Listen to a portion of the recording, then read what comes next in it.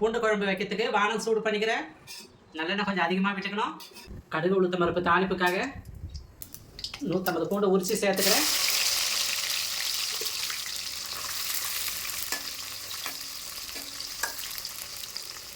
சின்ன வெங்காயம் 150 சேர்த்துக்கிறேன்.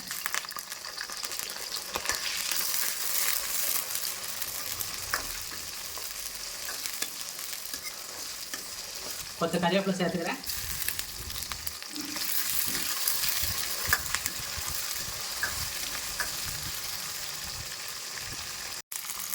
தக்காளி 2 சேர்த்துக்கிறேன்.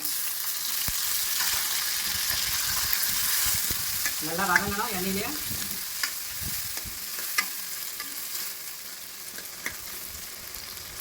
வெங்காயம் தக்காளி நல்லா வதங்கிடுச்சு. கொஞ்சம் மஞ்சள் பொடி சேர்த்துக்கிறேன். குழம்பு மிளகாய் 100 கிராம் சேர்த்துக்கிறேன். தேவையான அளவுக்கு சால்ட் சேர்த்துக்கிறேன்.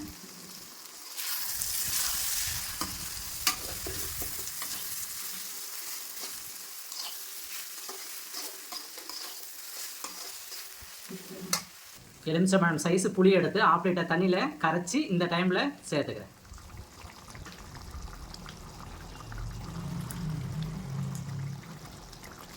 குழம்பு கொதிச்சு நல்லா எண்ணெய் பிரிஞ்சு வந்திருக்கு. இந்த டைமில் ஸ்டவ் ஆஃப் பண்ணிக்கலாம். அவ்வளோதாங்க, சூப்பரான பூண்டு குழம்பு ரெடி.